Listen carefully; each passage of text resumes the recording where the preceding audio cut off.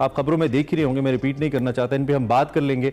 यहाँ बड़ी शख्सियात की पिक्चर्स फ्लैश भी हो रही हैं जिनकी जो एक्सपेक्टेड हैं कि आज अहम ओहदों पे हलफ उठा सकते हैं। हमारे साथ ताहिर मलिक साहब, प्रोफेसर ताहिर मलिक साहब मौजूद हैं, तज्ज़ियाकार हैं, सियासी उमूर को बहुत बेहतर हमसे समझते हैं, तो हम उनसे जानने की कोशिश करते हैं कि वो इस डेवलपमेंट को कैसे देख रहे हैं और ये स्टेज जो है पॉलिटिकली आई है 8 फरवरी के इंतखाबात के बाद, उस पर मलिक साहब का क्या तज्ज़िया है। सर गुड मॉर्निंग मलिक साहब, thank you very much for joining us. आप कैसे हैं? ठीक ठाक है? How was your morning? Good morning, अस्सलाम वालेकुम। मैं ठीक हूँ, आप खैरियत से? Sir thank you for joining us, बहुत शुक्रिया। सबसे पहले तो शहर इक़्तिदार के अंदर बहुत बड़ी बड़ी तब्दीलियां आ गई। अलवी साहब कराची चले गए, जरदारी साहब सिंध से इस्लामाबाद आ गए। सबसे पहले तो इस तब्दीली पे कमेंट कीजिए आप, हाउ यू सी, पहले प्रेसिडेंट हैं जो कि दूसरी बार आए हैं, इलेक्टेड हैं और उसके साथ साथ बड़े कॉन्फिडेंस के साथ वोट भी अच्छे मिले उनको, कैसे देख रहे हैं आप इस डेवलपमेंट को? मेरे ख्याल में ये पीपल्स पार्टी के रहनुमा आसिफ अली जरदारी का सदर के ओहदे पे दोबारा फायज होना कई हवालों से एक मुनफरिद वाक़या है, इस लिहाज से कि वो इससे कबल भी सदर के ओहदे पे फायज रहे और दूसरी दफा वो सदर बन रहे। अगर वो ये टेन्योर पूरा करते हैं तो वो तकरीबन 10-11 साल का अरसा उनका जेल में गुजरा है, तो इस टेन्योर अगर उनका पूरा होता है तो वो इतनी मुद्दत जो है बैसियत सदर भी फायज होंगे।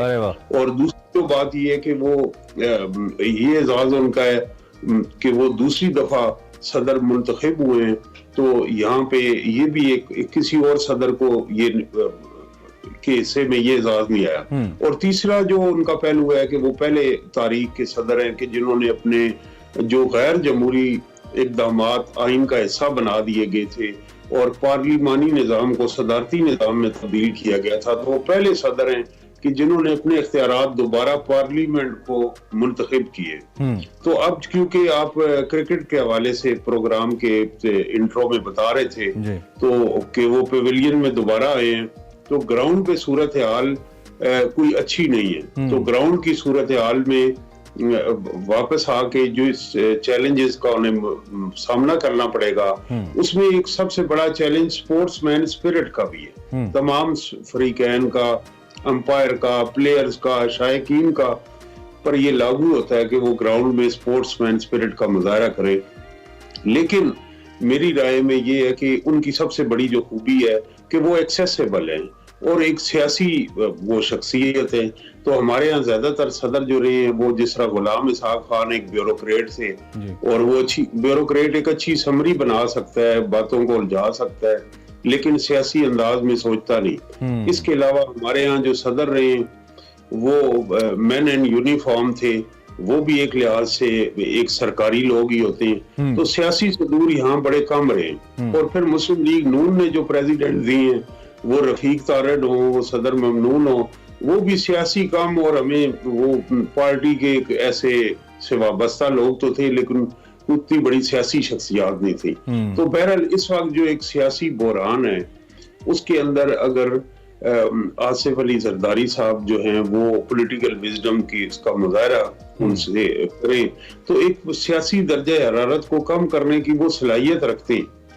बिल्कुल सही, बिल्कुल सही। अच्छा, जरदारी साहब के जो चैलेंजेस हैं या उनका जो point of the way of politics है, इस पे भी मैं आगे अगला सवाल उस पे करूंगा, लेकिन उससे पहले मैं जरा फॉर्मर प्रेसिडेंट अलवी के बारे में आपकी राय चाहता हूं। वैसे तो हर जमात जो अपनी मकबूलियत के बाद किसी को इस आइनी ओहदे के ऊपर लगाती है, जैसे आपने ममनून हुसैन साहब का नाम लिया या पहले रफीक तारड़ साहब का आपने नाम लिया या अब मौजूदा आरिफ अलवी साहब भी जारी बात है उसी दौड़ का हिस्सा हैं, उनकी भी एक सियासी वाबस्तगी थी और फिर उनकी जमात भी हुकूमत में रही, तो उसका एक टिल्ट तो होता है फैसलों के अंदर भी। लेकिन पहली दफ़ा शायद हमने देखा कि जो आरिफ अलवी साहब के फैसले थे वो बड़ा क्लियरली उनके अंदर एक रुझान नजर आया। रुझान का लफ्ज़ मैं इस्तेमाल करूंगा। आप कैसे देखते हैं प्रेसिडेंट अलवी के इस टेन्योर को? मोर देन 5 years उन्होंने सर्व किया। अच्छा, अब ये कि जो सदर मुमलिकत का ओहदा है वो वैसे तो एक सियासी शख्सियत होती है, लेकिन द मोमेंट वो उठाते हैं तो वो एक हेड ऑफ स्टेट या एक आईनी ओहदा होता है और पार्टी वाबस्तगी पीछे चली जाती है और फिर उस मनसब के तहत उन्हें फैसले करने पड़ते हैं। तो हमने ये चीज नहीं देखी और उसकी वजह भी है कि जो माजी में सदूर रहे हैं उनकी पार्टी के अंदर पोजीशन बड़ी मैटर करती है। अब आसिफ अली जरदारी गो बिलावल चेयरमैन है, लेकिन सबको पता है कि फैसले का इख्तियार उनके पास होता है और पार्टी के अंदर उनकी बड़ी सीनियर पोजीशन है। बिल्कुल ऐसी। जबकि सदर आरिफ अलवी जो साबिक सदर थे उनकी अपनी पार्टी में वो पोजीशन नहीं थी, ममनून हुसैन साहब की वो पोजीशन नहीं थी, और इसी तरह जो दीगर रफीक तारिड़ साहब की वो पोजीशन नहीं, तो इस चीज से भी फर्क पड़ता है। लेकिन हमने ये देखा कि उनको मेरी जाती राय है कि जाया भी किया गया, जाया इस तरह से किया गया कि वो पार्टी के तंजीमी और आईनी जो कानून साजी का अमल है उसके अंदर वो एक बेहतरीन आदमी थे पीटीआई में, और कराची से मुंतखब हुए, पेशे के लिहाज से डॉक्टर हैं, तो ऐसे आदमी को हेल्थ मिनिस्टर बनाना चाहिए था। लेकिन वो और उनका एक जहां तक मुझे याद पड़ता है उन्होंने खुद उस वक्त प्राइम मिनिस्टर खान से कहा था कि मुझे आप सदर बनाएं, जहां तक मुझे याद पड़ता है। जी, उनकी ख्वाहिश भी थी और लिहाजा ऐसे, लेकिन मैं उनका जो एक फेलियर समझता हूँ वो ये है, ये मैंने लिखा भी है एक तज़किये में कि उनका मुझे नाकामी इस वजह से इसमें मकसद में नजर आती है कि इमरान खान साहब को पार्लिमानी सियासत में वो कायल नहीं कर सके। असम्बलियों से इस्तीफा देने की बात हो और सूबाई असम्बली जो है वो डिसॉल्व करने की, सूबाई हुकूमतें खत्म करने की बात हो, उसके अंदर वो ख्वाहिश के बावजूद उनकी ख्वाहिश थी कि इमरान खान साहब जो है वो पार्लिमानी सियासत से बाहर न जाए, वो कामयाब नहीं हो सके। इसी तरह जो इदारों के दरमियान तनाव की सूरत हाल थी, प्रेसिडेंट का ओहदा बड़ा अहम होता है, गवर्नमेंट खत्म हो गई, इमरान खान साहब वजीर आजम ना रहे, उन्होंने कुछ कोशिश भी की कि जो इदारे हैं उनके दरमियान एक तनाव की बड़ी आम मुलाकात भी कराई उन्होंने, लेकिन मुलाकात भी कराई, लेकिन वो एफर्ट्स कामयाब नहीं हो सके।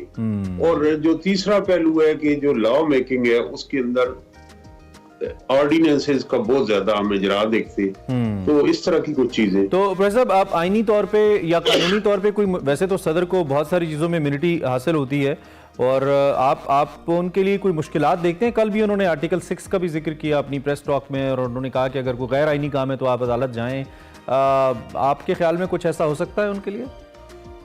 देखिए, इसके लिए मैं समझता हूँ कि वो तवील अरसा मुकदमात उन्होंने बर्दाश्त किए और गिरफ्तार भी हुए, जेल में भी रहे, और उसकी कोई गारंटी नहीं है। जब आप सियासतदान हैं तो आप पे मुकदमात या कड़े से कड़ा एहतसाब हो सकता है, इस और होना भी चाहिए। आप पब्लिक ऑफिस होल्ड कर रहे, इम्यूनिटी लॉ में है, लेकिन हमने देखा कि जब कुछ ताकतें इकट्ठी हो जाए तो फिर वो, मुझे तो ज़हन में इफ्तिखार चौधरी याद आ गए, मुझे वो उस वक्त का मीडिया याद आ गया पीपल्स पार्टी के दौर में। अच्छा। और उस वक्त की सारी कैंपेन्स याद आ गई, तो ड्रोन हमले हो रहे हैं और ये हो रहा है, और कौमी सलामती से लेके करप्शन, और दिन रात वो आखिरी जो प्रोग्राम होते थे मीडिया में, अजब करप्शन की गजब, तो वो अगर वो ताकतें आज डिसाइड कर लेंगे ये स्क्रिप्ट होना है तो स्क्रिप्ट शुरू हो जाएगा चंद घंटों में, राइट, ठीक है। लेकिन ये है कि मुल्क इसका मुकम्मल नहीं हो सकता, हमें तजुर्बात से सीख के आगे जाना चाहिए। मैं वफाकी काबीना के हवाले से भी आपसे बात करूंगा, लेकिन जरदारी साहब वाले चैप्टर को जरा पहले एक दफा क्लोज कर लें।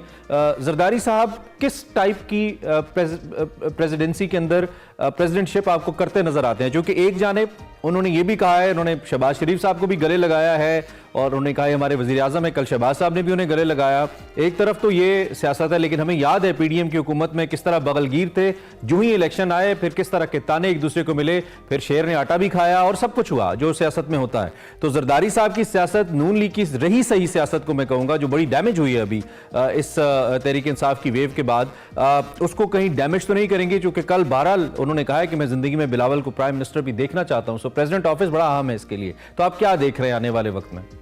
मैं समझता हूँ कि जो साबिक वजीर आजम है उनकी सियासत इसी में ही है कि वो इस सिस्टम या निज़ाम के साथ लड़ाई करें, और ये जो ऑप्टिक्स दे रही हैं ये जमातें, ये इस तासर को महफूज मजबूत बनाती हैं कि ये सब मिले हुए हैं आपस में। लेकिन इस पर फोकस करने के बजाय मैं समझता हूँ कि सियासी निज़ाम में एक रास्ता निकालना चाहिए, और पार्लियामेंट जब पार्लिमानी सियासत शुरू हो जाए तो वो फिर उसका अपना एक रास्ता होता है। और तीन चीजों में आसिफ अली जरदारी साहब के तजर्बे से बड़ा फायदा उठाया जा सकता है। एक है कानून साजी, और दूसरा है फॉरेन रिलेशन, उसका भी उन्हें बड़ा वसी तजर्बा है, और तीसरा ये है कि जो सियासी तौर पे एक तकसीम है माशरे में, इसके ऊपर वो अपना किरदार अदा कर सकते हैं। तो कानून साजी, फॉरेन रिलेशन और जो पॉलिटिकल क्राइसिस है, इसके लिए उन्हें अपना किरदार अदा करने की वो सलाहियत रखते हैं। ठीक है,